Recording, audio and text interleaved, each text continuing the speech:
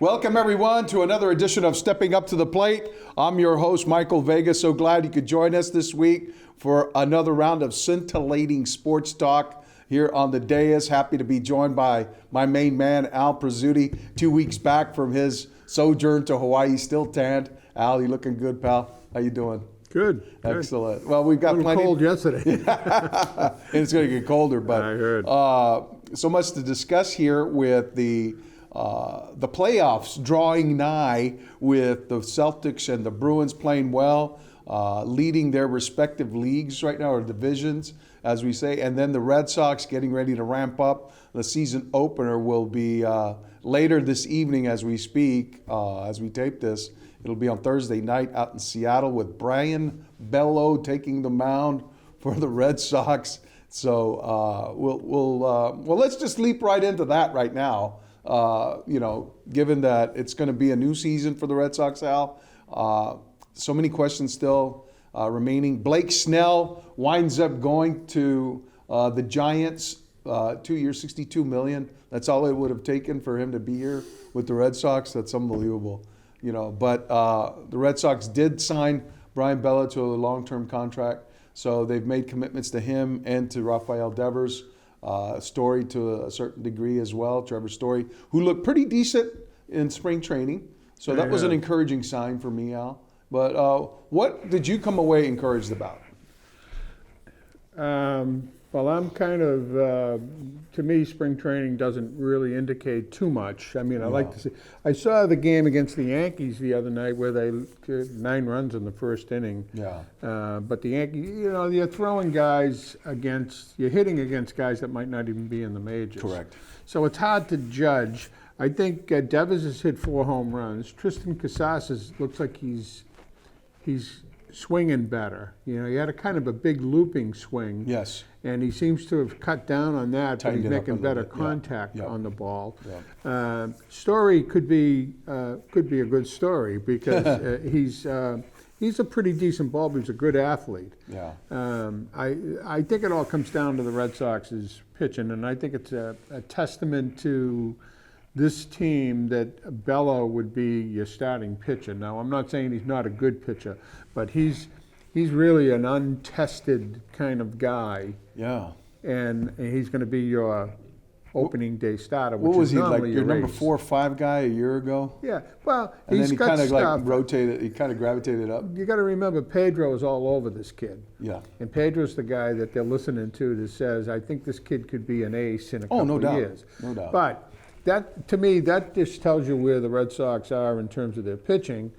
Is so-so, and then Jensen might be hurt. So you've got a lot of question marks. A lot of question marks on arms. It's an amazing thing about how much money a pitcher can get and how quick a pitcher's career can change because of either an arm issue like Sale or, and Tommy John has been, a lot of people don't realize that when that first came about for Tommy John, it was a career ending. When they came back, they were never the same, the flamethrowers that they were before. However, with the way they're doing it now, guys have had 1, 2 Tommy John surgeries. Well, I think with the advancements in the biometrics of the rehab, these guys are throwing and how these guys have faster. strengthened the muscles around the area, they're able to resuscitate careers. Right. So I think that that is not a big deal. I mean, the big deal is the rehab. How long it takes. That's a year. Yeah, it's a year. But when they come back, they sometimes come back with more arm strength than they had before. So that's a promising thing. But I think the Red Sox are, 5th, 6th place team from what I see. Now they could surprise because it's like anything else. They do have a good lineup. Yeah. Meaning they have contact hitters. They Duran looks like he could be. Geez, he hit a ball the other night off the wall. He went from home plate to third base. Dahlbeck was promising too. Well, Dahlbeck's always been an early spring hitter, though. Yeah. And that's a problem for him.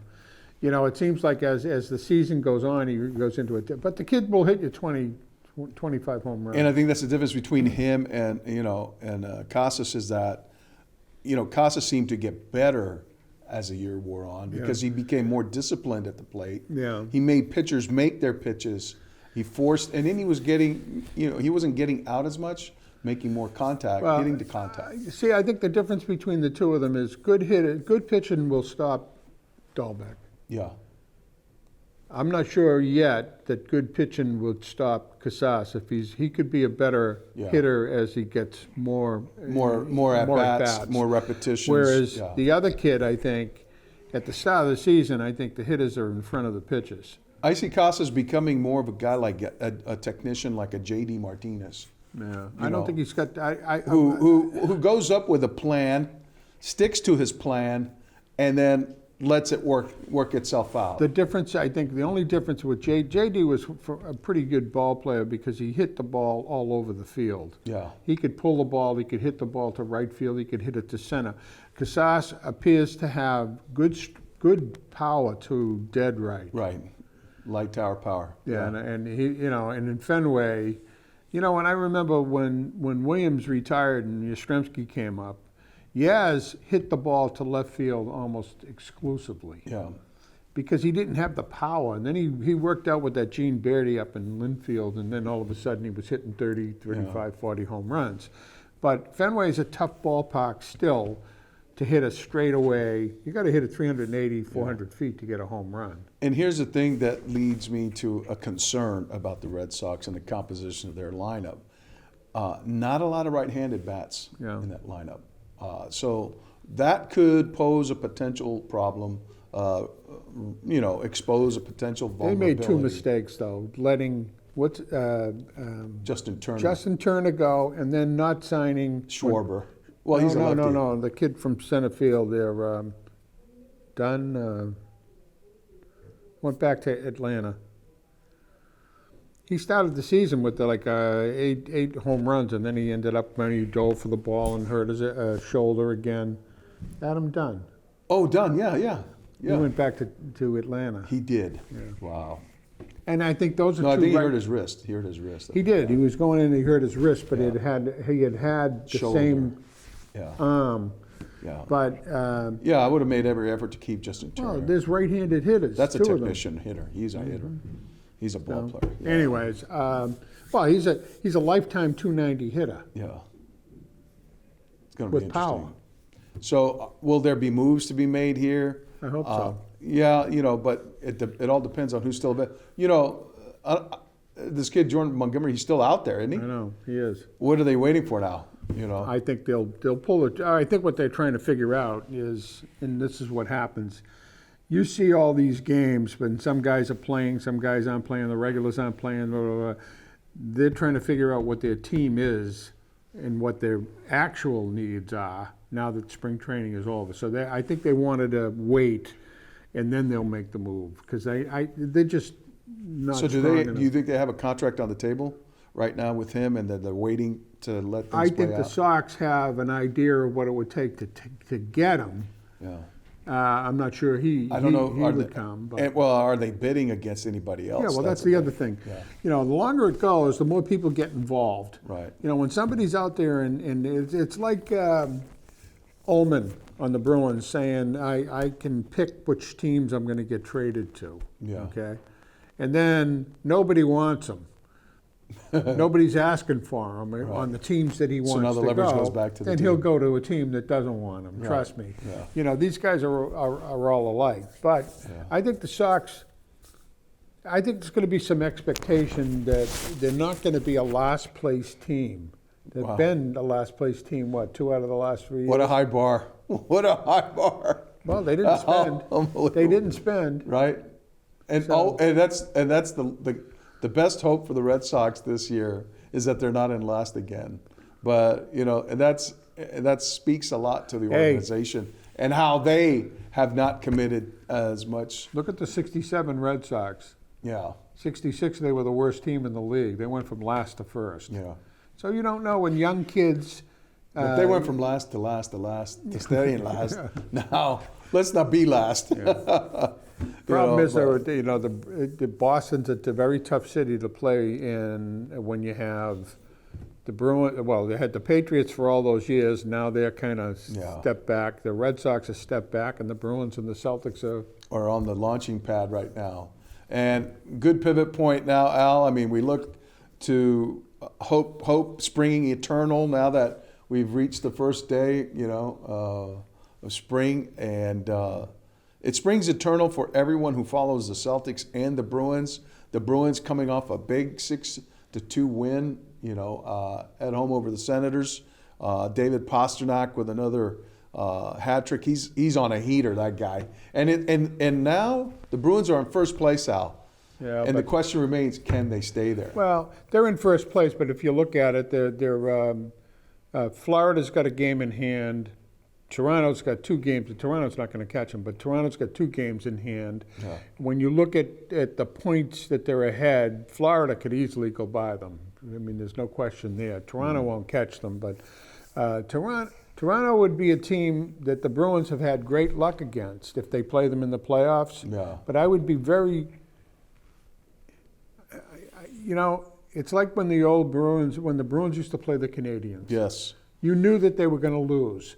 And then all of a sudden, the Bruins started to get to be a better team than the Canadiens. And they won. And Toronto has got a really good team. They do. And Bertuzzi's starting to play a lot better. He had a bad start, but he's been one of their star Tavares is a players. Good player. I mean, Bertuzzi. Oh, God. Austin Matthews. Matthews, get out of town. They got some good team. But I will say this: if we're on the Bruins, they won last night, and they should have won last night. But Pastrnak, first of all, he scored that backhand goal was the best. Unbelievable. Of the 3. Yeah. The second one on the breakaway, the goalie should have had that. I mean, he had it and he lost it and it went by him and all that stuff. The first one was a great goal. That's what he does. But the backhand, I don't even think the goalie thought he was going to do that because he was going this way by the and he backhands it, rifles it right over. Well, and then he had a redirect too. Oh, he's the reason why they're still there. And now you've got the controversy about who's the better goalie, Swayman or Ullman, because Swayman had 2 real bad games. He's not playing as well. And then Ullman comes up, and Ullman made some great saves last night. From what I can tell, it's not affecting their chemistry together because they're still hugging it out at the end of the No, they like each other. I think that the interesting thing about Ullman was that he thought he was going to get traded. Yes. And Marchand and Bergeron called him, and everybody. It made him feel like this is how the business is, but don't take it personally. Yeah. He was taking it personally, and it's like DeBrusk. DeBrusk said the same thing. Yes, I remember that. I want to be with this team now. He's been here for 7 years. But I want him here. They're not. I still want him here. Do you, Al? Oh, yeah. Well, I'll tell you what I like about DeBrusk. DeBrusk is a roller coaster. He's here, he's here, he's here, he's here. There's no straight line with him. Pastrnak is a straight line. Marchand's a straight line, whether he scores a goal or not. Bergeron's a straight line, they got 3 players that are terrific. They've got Pastrnak, and they got Marchand, whether he scores or he doesn't score, and they got McAvoy. The rest of the guys are complementary pieces. Yes. That you put in there. So when you bring in a kid like Peake, you put him in the lineup, take Shattenkirk out. You put Forbett, if he was playing, put him out. Brandon Carlo's been their best defenseman other than McAvoy. Yeah. Consistent. Now, Lindholm has had this. Not as big of a roller coaster, but he's had. But he's coming off an injury. He's coming off of an injury. Yeah. So was Forbett. Yeah. But Forbett blocks shots and he's pretty good on penalty kill. Taking a puck when maybe you got something going on. The only problem I have with the Bruins, and it really sticks in my craw, because when I watch all sports, I watch and say, who's the better team? And I haven't seen the Bruins play well against anybody where I'm watching the game and go, they're so much better than this team, except for Toronto. Yeah. They beat Toronto fairly easily because Toronto's got this. But does that speak to the parity in the league, Al? No. Well, it does and it doesn't. I think what it speaks to, when I see the Bruins not going for the puck, not being aggressive. Yes. That's a problem that they've had for years. Passiveness, Al. When they're passive and they're allowing another team to dictate tempo, to control the puck, Yeah. to spend more, In your own ozone zone. time, Wow. instead of like clearing it out, but clearing it out with a purpose, not just fishing it out and trying to dump it. Well, what I do at the end of every game is I go and I look at. I don't look at who scored and who I got. I mean, you Shifts. see that in the thing. look at I shifts? I look at who had most hits. Yeah. Okay, who had the most shots on goal.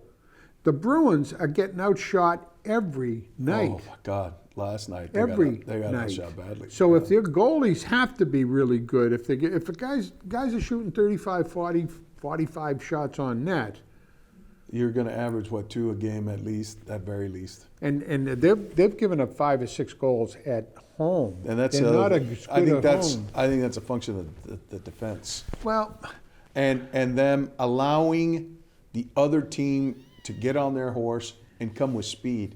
That's what I've noticed. When teams come up right up the middle of the ice, it's like a vulnerability for them. I'll tell you, Because they what I can't think- pinch guys up against the wall and stuff like that. I think a big thing is, and I like Montgomery, don't get me wrong. Yeah, I think he's too easy. on the players. Yeah, but I think he's not a started type to- of guy that will chastise somebody in the press. He's just not No, that type of no, guy. no. Whereas Cassidy was. Yeah, a little bit. Yeah, A little with Yeah. DeBrusque and whatnot. Yeah. But when they interview him after a game, he'll go, this is, we didn't play, but the goalies didn't do the. I think what he's got to say is we got to be a little more aggressive. Betting Pat Maroon could help them big time, incidentally. Do you really think he's going to be of any help this year? Oh yeah. A guy with a back issue, Al, to me is a big red flag. No, Big red flag. You know what? He checks somebody into the board's wrong, or he gets checked in the board's wrong. He's been out a long time. The yeah, but medical people will say, he's ready.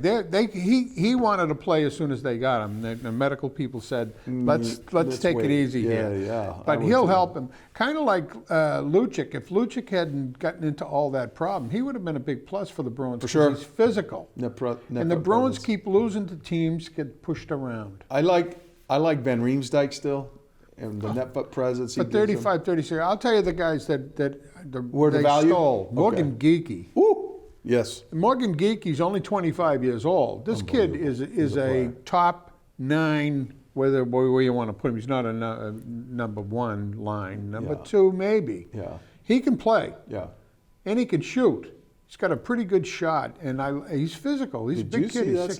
slapper he unloaded and the Flyers that got them going? That was- Geekie, Yeah. Frederick has kind of dropped off a little, but he's another kid though. Trent is a Bruin. He wants to play physical. He's going nowhere. He'll He's staying go- right here. Yeah, he's a player. So those two guys, and I hate to say it, but what's his name? The kid from Denver that went to Pittsburgh, Danton Heinen. Danton Heinen. He's there. I like Jacob Laurel. I think he Lauko? Lauko. Yes, I was just going to mention Lauko. I'll tell you what I like about Lauko. He's physical. Yes. And he's all over the ice. He was getting into it with Kachuk last night, I think Laurie has proven that he can play. He can come out of the zone. He Yeah. can do what Grizzlick does. I think Grizzlick is And he's bigger. expendable. Oh, he's 6'5". Yeah, he's much bigger. Yeah. Presence. So if you have a line like that of McAvoy, Lori, Carlo, Yeah. Lindholm, Yeah. I mean, I think maybe Grizzlick sees the writing on the wall here. Well, you know what I like? They like what I'll tell They're you trying what. to get bigger, Montgomery more likes him. physical. You got a Beecher, you got a Yeah. Pat Maroon, you got, But what's his name likes him? He Don likes Sweeney. No, Montgomery likes Grizzlick Grizzlick. for one reason. What's that? Offense. Yes, He's yes. got all of these defensemen playing offense. He does can come do out that. of the zone. He He's a comes out of good the zone. skater. He's a Yes. great skater, actually. One He's of the not fastest. prone to making turnovers like a Lindholm. The kid that surprised me because his speed is kind of like a Connor McDavid speed is this Boquist. He ran around that guy last night, made him look silly. and he's fast. Yes. So they've got some pretty good young players, and we don't even hear about Fabian Lysell. He's had a good season down in Providence, Yeah. but So what about Mark McLaughlin too? I mean, yeah, McLaughlin. You know, McLaughlin's the type of guy you put him in the lineup, and he plays really well initially, like a spark. You know, score a goal the first couple of shifts, and then he disappears. 3-4 games, you go, well, I don't know, you know. Yeah. That's why sitting up top, you know, when you sit out, like Shattenkirk's been sitting out occasionally, and you know, this is what Montgomery does.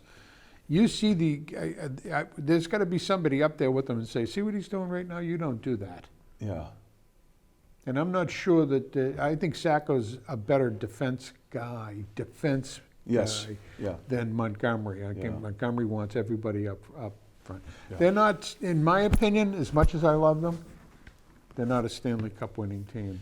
I don't see that either. And it can happen because emotion takes over in the playoffs. You up the level big time in look at Florida last year. Oh, I mean, but they did make a run, Al. Nobody saw them coming, really. The last week of the season, they were still fighting for it. Yeah. You know. But I'll tell you what, Al. The team I do see raising a banner in the rafters of the Garden, the Boston Celtics, Al. The more and more I watch them, the more and more I love them. The more and more I like how they play together, how they've expanded their bench, their roster, how everyone 1 through 12 contributes. And even in these games that are blowouts, they're still coaching up that team. Yeah. Because, you know, he wants to know about everyone on that bench. And you know what? Consequently, everyone wants to play. Everyone's like, you know, chomping at the bit to get in. And that's a great thing, man. That's a great thing. And you know what? They romp teams with, like, guys out. They had Tatum out. They had Porzingis was been out. Drew Holiday was out. You know, Jaylen Brown. I don't know how you feel about him, but thank God they signed that guy. Thank God they kept him because you know what? He and Drew Holiday and Tatum and all these, they're like going to be the things that are going to be driving this team forward. And I haven't even said anything about Derek White. Derek White to me is Dennis Johnson. Yeah. On the old Celtics. Yeah. You know, Great and if you comparison. ask Larry Bird, who he thought one of the best players on the Celtics were, he would have said Dennis Johnson. Yeah. Because Dennis Johnson does things to win games. Yes. You know, Makes not winning plays. Not game in and game out, but the key plays. The cerebral play. Yeah. He's a player. You can count on him to always be doing the right thing. And I'll tell you, Holiday is and I know you like Marcus, but he's a cut above Marcus for a number of reasons. You know, as much as it pains me to say it, I agree with you. Because he's three things that Marcus is not. Yeah. Marcus was a good defensive player, there's no question about it. Marcus wasn't a shooter, wanted to be a shooter. Yeah. Holiday's a shooter. So he's a defensive player, he's a shooter, and he's a great team player. And you know, Marcus Smart was a great team player. He set the tone defensively. Marcus Smart was a great team player, but he wore his heart on his sleeve. Holiday could be a Jason Tatum Brown kind of guy, whereas Marcus Smart was at his peak. He played above his abilities. When the Celtics played the Bucks in the playoffs and they had Chris Middleton out, the guy that I thought gave them trouble was Holiday. Yeah. Holiday gave them the most trouble. Well, every time he was on the court, I was like, oh boy, this guy's gonna be trouble. You know, and now he's ours, and he's trouble for the other team. You know, because he's a matchup problem. Oh yeah. You know, if he forces a big to come out on him, he's going by him. If White or him are not in the lineup, that's not the same team. Because Porzingis, I like Porzingis because he can do a lot of things. The only thing I don't like about Porzingis is he's had a history of not being there game in and game out. Yeah, he's a little bit. He looks a little bit brittle. Sometimes he looks. Although I love the battle that he had with Jokic. That was a great battle. Well, two kind of like similar, except that Jokic is a bull. And the guy that gave him trouble was Aaron Gordon. You see, that's the guy. That's the guy. Like in the same vein as a Drew Holiday, I look at the other teams. You know, the composition of the other teams, and I'll say, okay, who gives us trouble? Okay, we can match up with that guy, that guy, that guy, that guy. Well, this guy, he's going to give us trouble. Yeah. So Aaron Gordon on the Nuggets team is that guy. See, what the other thing with Missoula, what I think he should do, and I think he's been doing it, is what Auerbach used to do with 2 minutes, 3 minutes, 4 minutes left to play, maybe 3 minutes left to play in the first half. Creighton Pritchett should be in there. Yeah. And the same thing when the guy gets 4 fouls on him, pull him out, let Peyton do what he has to do, and let Peyton foul the other guy. Yeah. Or draw fouls on the other guy. That's what Arbeck was terrific on. And Joe Mazzulla's doing just that. Oh, he's doing it. He's tinkering with things. He's looking at things. He's not sitting there like taxing those starting 5 to do everything. He's putting it on the other guys to I will say okay, this. Show me what you got. Show me what you can do. I'm going to throw you in there. Here's a juncture in the game where we're going to put it on you now. Put it on you. You know what? And they responded. The key is a kid like Peyton Pritchard at the start of the season wasn't doing it. He wasn't hitting. He wasn't playing very well. He's now, and here's the key. So you got to put confidence in Mazzulla and the coaching staff to say keep doing it. And keep doing it because you've got it. He does. He's playing with confidence. You know who else is playing with confidence? Luke Cornett. Not a bad player. I like what he can play. I like what he does. Yeah, he's not a bad player. They've got everything. Sam Hauser. Hauser can shoot. Yes. He catches and shoots it. They got a pretty complete package. Al, he would have had the record had he not twisted his ankle with a freak ankle injury that was. And that's the thing you gotta kind of worry about is these freak injuries that could, dismantle things. But I think that the Celtics have enough now that they can withstand something like that. I think they could have withstood if you had Porzingis and you had Derek White and you had Drew Holiday. Yeah. You might have withstood a freak twist of the ankle by Jason Tatum in Game 7 against the Miami Heat to take them out still. I think that the hardest thing for the Celtics coaches is to rein in a Tatum because he's got Brown, he's got Holiday, he's got all of these players around that all contribute. Yeah. And you have to almost say to Jason Tatum, I don't need you to score 45 points a game. And he knows it. Well, Mazzulla everybody knows that, but I think Jason Tatum loves to be the. Oh, no doubt. No doubt. So you got to rein him in a little. If they rein him in, then Brown and these other guys. I think he's bought into that. I think so. He seems like he has. He seems like a nice kid, actually. I mean, I like him. Centered, and you know what? He's all about his craft. He's all about making sure. But I'll tell you what, you can tell there's certain points in the game where he knows he's the best player on that court, and no one's stopping him. Incidentally, I love it when he rises up and he shows it. I don't know if anybody knows this, but this girl Sabalenka. Yeah. She lost her father last year, who was her coach. She lost her husband? No, boyfriend who played in the NHL for 5 years, incidentally. Wow. And they're both from Belarus, incidentally. She's a very nice person, and Padula is her doubles partner, and she's going to play in Miami. Everybody thought she shouldn't play because he just died. Yeah. And Padula said, back away from her. Everybody handles grief a different way. Yeah, absolutely. But anyways, it's kind of sad in a way. Yeah, well, it's kind of a sad way to wrap it up, but we're going to be hopeful about, the season up ahead with the Red Sox and with the Bruins and the Celtics. So I'm hopeful that they find a cure for my bald head. That ain't going to happen. So. All righty, my friend. Thank you very much for being with me, Al. Thank you for being here with us. We look forward to it next time here on Steppin' Up to the Plate. Take care, everybody.